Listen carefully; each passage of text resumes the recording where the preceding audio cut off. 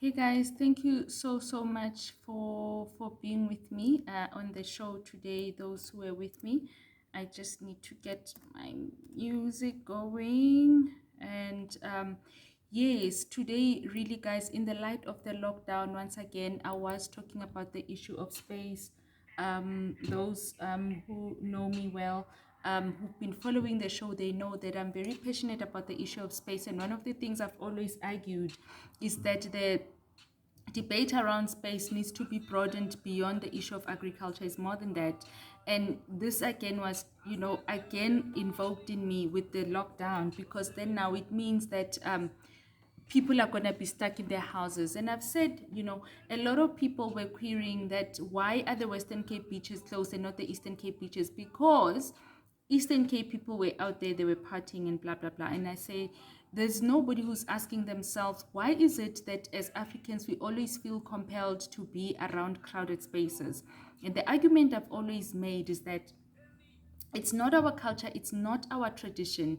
This is something that apartheid forced upon us in order to teach us to conform, to force us into conformity. Because if you look at the beaches in the Western Cape, yes, they were not closed, because in the Western Cape, there were no people roaming the streets. If you go to any township at any time, there's always people full in the streets. And when you go to Stellenbosch, there'll be people in their houses, but you won't see them in the streets. Why?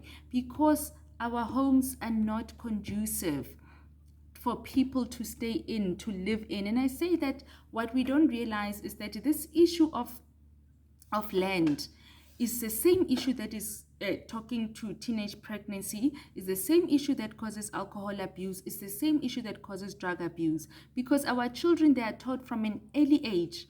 I made an example that when we grew up, there are children that we used to know that they don't even have breakfast in their house. They just wake up, they sit on the stoop. That's where they have their breakfast. Even to wash, they wash outside, because there's no space in the house to do anything. Everything would have to be done outside. And by the time that child is now 13, when they enter puberty, then you want to start controlling the child and telling the child to come back home at 6. But you've all your life, you've been telling the child, get out of the house. What are you doing in the house? Get out of the house. When the child is 13, comes to puberty, now you realize, oh, it's a risky time. You want them to start coming back home early and to introduce a curfew in their life. It's not in their system already. And I compare that child to the child who grows up with a room. They have a Wi-Fi, a computer, a TV games in their room. That child will not even leave the house to join you for dinner, because he's so comfortable. Then you have parents who are complaining about children that never even leave their bedrooms, not to mention the house. And then you have parents with children who never want to stay in the house. Why? Because they've been trained and programmed to not stay inside the house. And that was the whole point of what apartheid was trying to do, to get us to be a destructive and self-disruptive society. So this child is now 13. He's never been taught to stay indoors. Number two, even if they wanted to stay indoors, it's quite uncomfortable. A lot of the houses in the township are uncomfortable, guys. They're uncomfortable to study, they're uncomfortable to live. They share one TV, they share one lounge, they share one kitchen. Like as you step in the house, there's auntie, there's this, there's so many things that, a lot of houses don't even have lounge suites. Like to sit, you have to sit on a chair. We know how uncomfortable that is, and we can't expect anybody to subject themselves to that.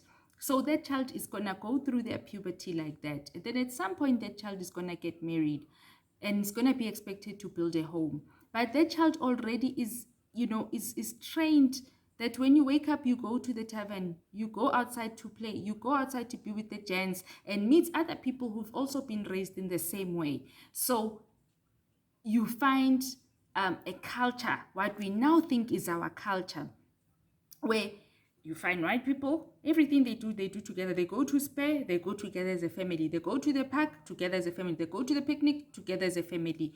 And you find us this side. You go to a park, women are all together one side, the guys are all together one side, and we think that's our culture.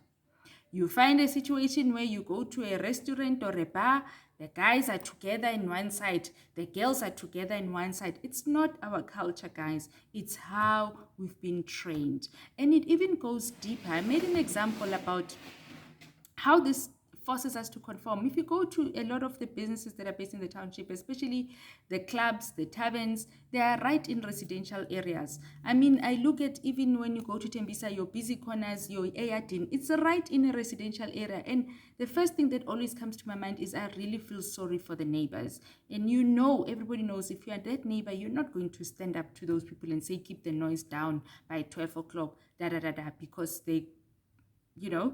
And so you find yourself already conforming, forced into conformation. And the issue is that if you cannot even stand up to your neighbor at home, how are you going to stand up to your boss at work? That is how we then start to break. That is a way that we were taught to break. And I've talked about this to say that, guys, silence and space are they are resources. That is why I never used to understand when you throw a party in the suburbs, by 8 o'clock, you start getting calls, the police. Because once you get used to peace, once you get used to space, you'll never want to trade it for anything. But we are used to so much noise. You wake up, the TV must be on, the radio must be on, everything must be on. There must be people, because we grew up like that. We grew up in houses where you didn't have a choice. And I have a friend who likes to say when she was young, she would even go under the bed just to close her ears from the noise in the house. And guys, that shows that this is not natural. This gathering of ours is not natural. It's not who we are. We've been trained to become like that. And how do we begin to reverse that? We have to start by trying to make our homes comfortable. If not for yourself, for your children. That is why in some homes you'll find the parents complain that we are now watching Popeyes because there's this little one. Sometimes that's the compromise parents have to make. When we grew up, our parents never used to want to make those compromises for us, and we would sulk. There are still homes like that where parents won't want to make that compromise for the children. And what do the children do? They go outside. And then those are the kids that become the kids in the tavern. And once the child is there, they're going to drink. And once they drink, you know the effect that alcohol has on you, on an adult. What makes you think that it's going to have a different effect on a teenager? That is where you're going to find alcohol abuse. That's where now you're going to find a teenage pregnancy. From there, that's where you're going to find drug abuse. That's where you're also going to find violence. So a lot of the problems that we think we are facing in this country, guys, have absolutely nothing to do with the resources and economics and money and the grant and everything. It has everything to do with space, because space gives you ability, it gives you stability, and stability gives you ability. When you have space, you have stability.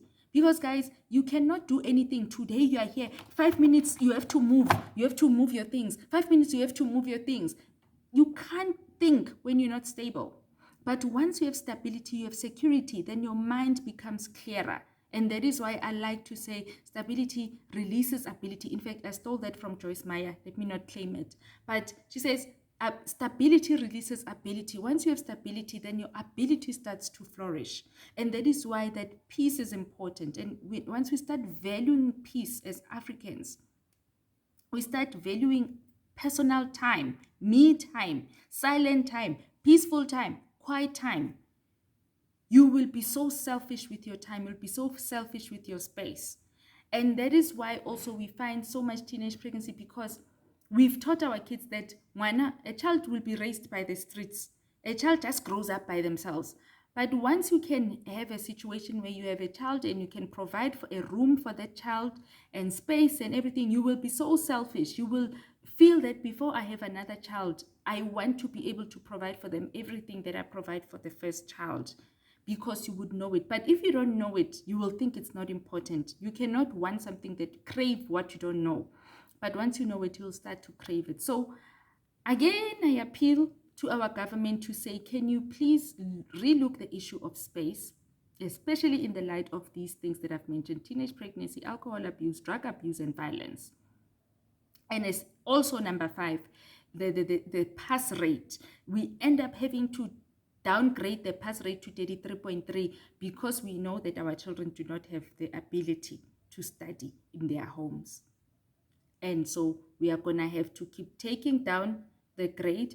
And then in 15 years' time, we're going to end up with a community that cannot perform, whereas we can solve the problem now. Let people have proper living spaces. Let people have jobs so that they can provide spaces for themselves. And if people understood that is where we are coming from with the issue of space, there'd be no panic around farmers, because the priority is not the farms. No, we are not all interested in farming. What we want is space to breathe, to live. And I'm sad that with the lockdown, again, people are going to be forced into those environments where sitting in your own home is like it's worse than wearing a mask. Because I've been in those shack environments. To sit in there inside is traumatic. That is why they end up, first thing they wake up, they clean, they sit outside. Because at least when you're outside, you can see sunlight, you can breathe. It's not about uktandi indaba or to like things. It's about breathing. It's about vitamin D. It's about space, guys. And I hope somebody will listen to this one day and do something about it, if they have the power to do anything about it. But thank you for lending me an ear. And I wish everybody that is going to go through lockdown the best, especially during Christmas season. Much love.